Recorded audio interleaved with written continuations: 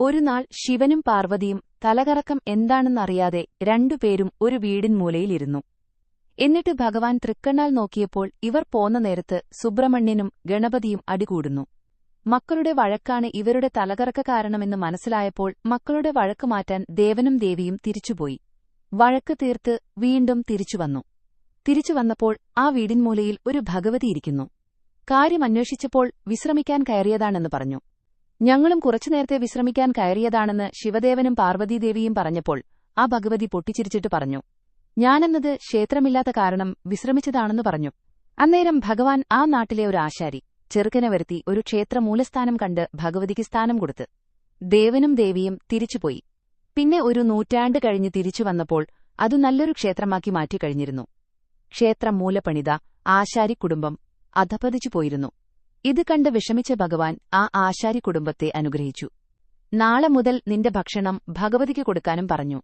6.5 നൂറ്റാണ്ട് ആ ആശാരിയുടെ ശാപങ്ങൾ തീർത്തുകൊടുത്തു. 6.5 നൂറ്റാണ്ട് കഴിഞ്ഞപ്പോൾ ദേവീക്ഷേത്രം വലുതായി വളർന്നപ്പോൾ ഭഗവാൻ ആ കുടുംബത്തെ വേറെ സ്ഥലത്തേക്ക് മാറ്റിച്ചു. കാരണം കുറൂർ ഇല്ലം വളർന്നപ്പോൾ അതിൻ കീഴെ ഭഗവതി വരണമെന്ന് ഗുരുവായൂർ കണ്ണൻ വാശിപ്പിടിച്ചു. അന്നേരം ആശാരി കുടുംബത്തെ വേറെ സ്ഥലത്തേക്ക് നല്ല രീതിയിൽ മാറ്റിക്കൊടുത്തു.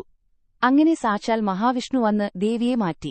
പകരം ദേവിയുടെ സ്ഥാനത്ത് ഉപദേവതയെ വെച്ചു. ദേവി കുറൂർ ഇല്ലത്തെയായി.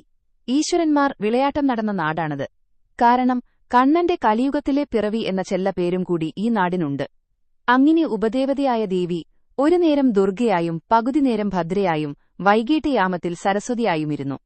ഇവിടെ ജാതിമത ഭേദമന്യേ വരാൻ ഒരു ഉത്തരവ് ഗുരുവായൂർ കണ്ണൻ നൽകിയതായി കണ്ണൻ തിരോധാന കവിതയിലുണ്ട്. ഉപദേവതകളെ ഇരുത്തിയാൽ 3 നേരവും ഭജന നല്ലതാണ് എന്നും കണ്ണൻ പറയുന്നു. ഈ ദേവി ലോകമെങ്ങും പ്രകാശമേകട്ടെ എന്ന് ഞാനും വിശ്വസിക്കുന്നു. ഈ ക്ഷേത്രമാണ് വേലൂർ മണിമലർക്കാവ് ക്ഷേത്രം. ക്ഷേത്രം തന്ത്രിയായി ആ കാലഘട്ടത്തിൽ ഒന്നാമതായി വന്നത് നമ്മുടെ യഥാർത്ഥ മഹാവിഷ്ണു അവതാരമായി പിറന്ന ഒരു മകനാണ്.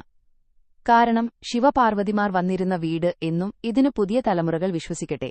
മാത്രമല്ല കേരളത്തിലെ തന്നെ പേരുകേട്ട ക്ഷേത്രമായി മാറും എന്ന വിശ്വാസവും ഞാൻ എന്നിൽ തന്നെ സമർപ്പിക്കുന്നു. ഈ ക്ഷേത്രസമുച്ചയ കഥകൾ വിശ്വസിക്കുന്നവർക്ക് മാത്രം.